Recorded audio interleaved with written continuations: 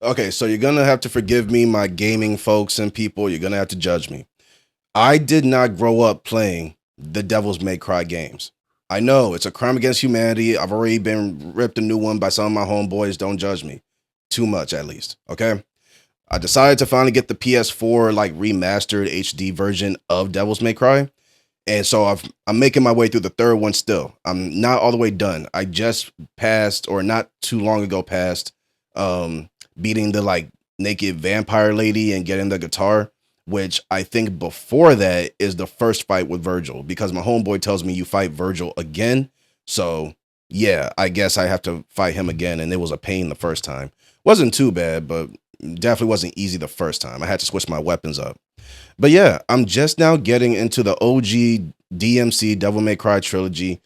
And the kind of spoiler ish thing about it is that I caught a glimpse of the DmC anime first on Netflix.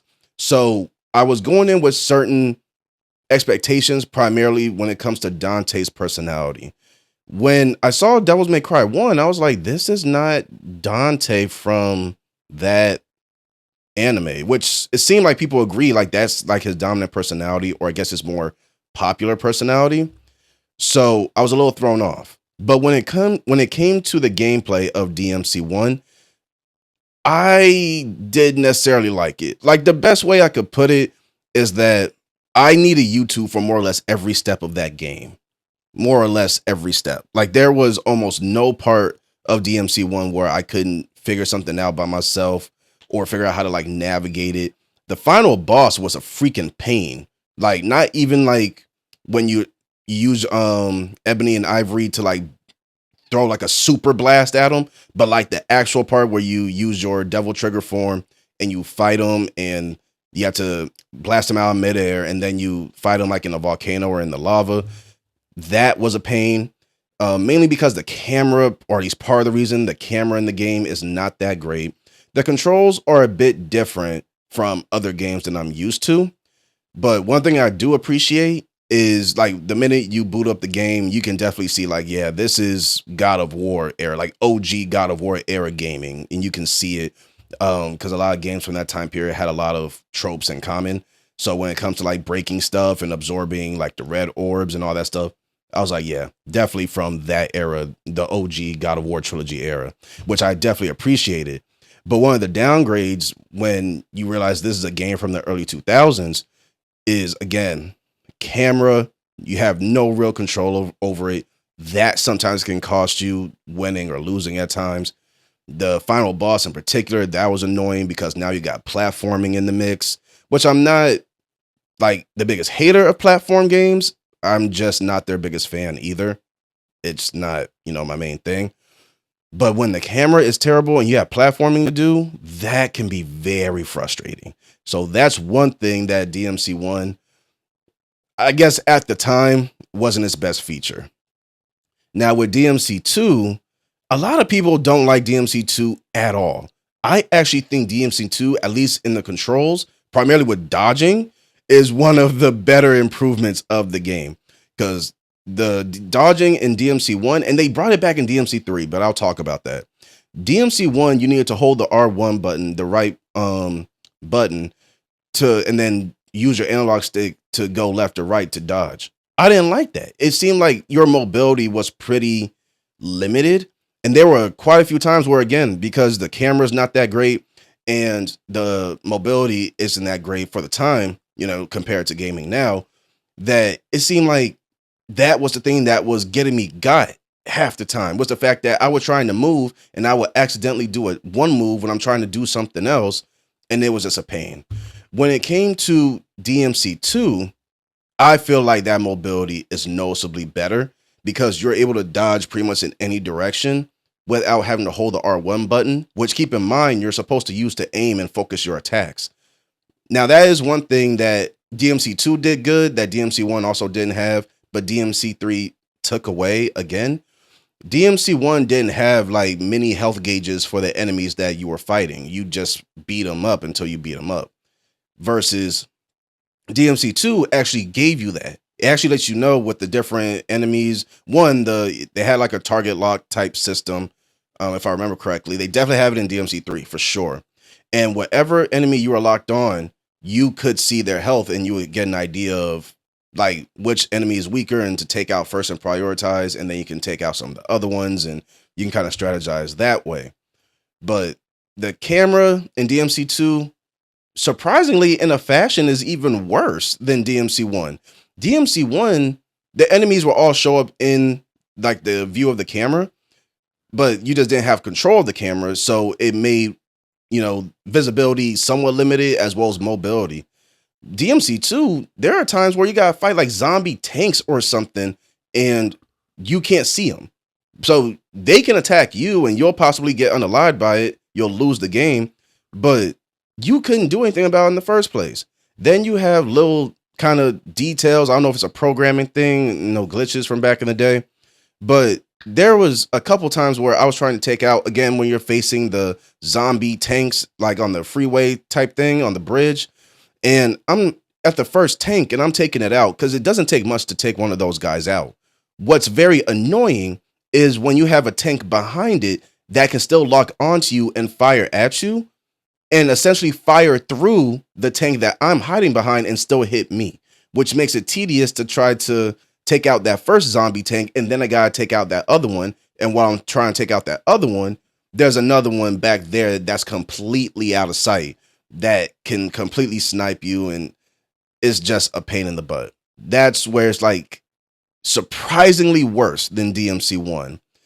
But the thing that both DMC1 and 2 have in common, again, is this is not the Dante that I was kind of privy to. I was expecting a bit more from his personality, because if I remember correctly, DMC1 and DMC2, they happen in a linear fashion. Like DMC2 takes place after DMC1. Now, DMC3, I'm not even done with the game yet. Best. Easily the best. It's still got some tweaks that they made, some stuff that they took away from DMC2 that I really wish they had kept. But overall, easily the best one. Easily the best one.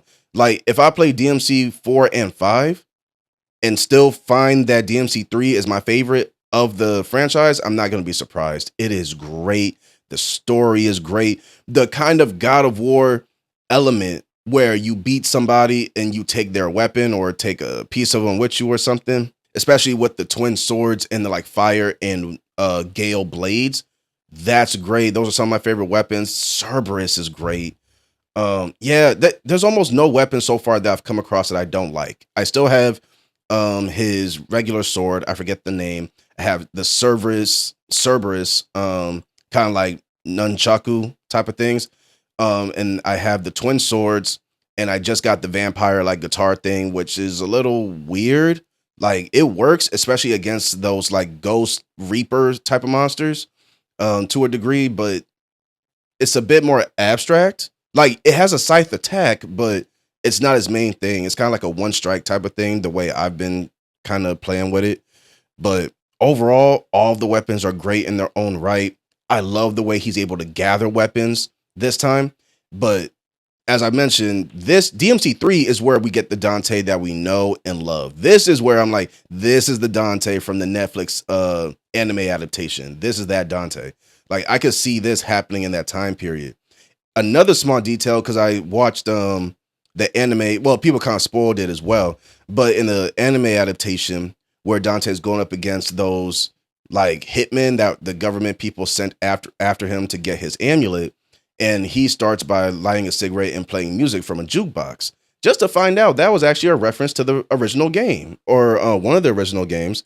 So I was like, that was pretty cool. That kind of makes me wish I grew up with that, and so I could have made that connection, that way, a bit more organically. But it was cool either way. It was nice to see. And I'm like, yes, this is Dante. Okay, I can see this being like the Dante people talk about. But again, one thing that they took away that I was not happy about, the dodging mechanic. Again, they made it so that you have to hold the aiming button, but then you use X and, point what direction you want to go to actually like duck and roll and to dodge. And again, I don't care for that. The camera is a bit better in DMC3, but again, it's still not like PS4 era, so you don't have full control over it. So again, if you have this Black Grim Reaper looking ghost monster that you're trying to fight, and it's able to kind of zip around pretty fast, your visibility is going to have a little bit of a tough time, but not as bad as DMC2. Still would not say to a degree as bad as DMC1. And DMC1 was okay, definitely better than 2. But so far, I love it. The weapons, the diversity, it seems like there's more of an actual story to be told here compared to the first 2 games. Dante's personality is more established. His more popular and more known personality is actually, put on Jump Street. And yeah, you can easily tell after that, because it's a prequel, that DMC 1 and 2, he's definitely older and more mature. He's a bit more stale in those other ones. Dialogue isn't even the best, especially in DMC 2. Small detail, and I might be speaking on this too soon, but I do appreciate that there's not like a second character storyline. That made DMC 2 particularly tedious. With Lucia, which it's like you don't need to do it, but to get the full grip and the full grasp of the story, you do want to play her part. But even then, it's kind of not the best story to begin with, because Dante's whole thing, his whole nature is basically he takes odd jobs that are meant for like supernatural stuff, and he gets paid for it. So like literally the TV show Supernatural, but as a video game, and instead of 2 brothers, it's 1 guy. And he openly gets paid for it and advertises his services. But he does more or less the same stuff. Takes away like that whole thing being a profession, and everything presented to him comes across as a job. And the closest thing you get to the story is people realizing that he is the son of Sparta. And because Sparta is such a important figure in the lore of DMC, that therefore makes Dante important. And it makes it seem like there's a story in everything he does, but not really. Just because people know who he is and who's his father doesn't necessarily mean he's inherently important. But DMC 3 feels like Dante's true story. Even like I was kind of getting worried, because after a certain point of the game, I was like, why don't I have Devil Trigger yet? And I'm pretty sure that's something they're going to cover. I kind of realized that, but I was like, why don't I have Devil Trigger yet? What's taking so long to get there? All that stuff. And now I finally have it. And you see how that happens, which is pretty cool. Pretty cool. After the first fight with Virgil, and how he gets it, that's cool. Still curious about how the girl who was the daughter of the corrupt like priest, dark magic guy, still wondering how she plays into this ultimately. Yeah, man, it's great. I can find ways to keep on going, but it's great. And it truly feels like we're getting a more grounded sense of who Dante is, which is something that I appreciate that the first 2 games don't really give you. So, yeah, man, I see why people love DMC. I don't know if I want to play the fresh start, like the reboot version of the game. I've heard mixed reviews about it. I've heard that because of the way they make him like a pretty edgy and annoying, and basically his personality lacks the charisma that he has in DMC 3. The gameplay is not that great. The story's not that great. On the other hand, I talked to my homeboy about it, and he says that the gameplay itself, I guess the mechanics are good, but the story may not be all that great as well. The plot's not that great, but the mechanics and everything are good, and it's a fun time to play. But I guess there were other key elements from Dante's original story that the developers took away that really flips it on its head. So it leaves the fan base kind of a mixed, spot. Some people love it, some people hate it, some people are like, some parts of it are good, but then there are other things that just I don't care for. So I haven't decided if I'm going to work my way through the reboot DMC yet. I think I'm gonna stick with 3. I'm gonna finish 3. I kind of already have to get DMC 4 online because I can't get a physical copy. And then after that, because the latest one is DMC 5, I want to play DMC 5. I'll eventually work my way there. But DMC 3 is noticeably longer than the first 2, and I wouldn't be surprised if 4 and 5 are even longer than 3. So I might, after 3, hit a point where I kind of slow down, maybe pivot and go back to Digimon, the Cyber Sleuth game. I kind of left that one hanging for a bit, but so far I'm enjoying that one. Figure out the evolutionary lines and things can be a bit of research. It's one of those things where like you need to keep a computer by your side, and so you figure out how you want to digivolve your Digimon. But I might do that. I already wrapped up Ghost of Tsushima, so at this point, I'm waiting for Ghost of Yote to drop, which I believe comes out this year. Yeah, I still got some other things in the air, but DMC 3, DMC 3 definitely the best. And the whole trilogy, I definitely see the appeal of it. Some things I love, some things I hated, some things I'm like, this could be better. You know, it reminds me that this is a 2001, like a early 2000s game. Like, you will feel it. You play gaming today and then you instantly backtrack to that, you will feel the difference.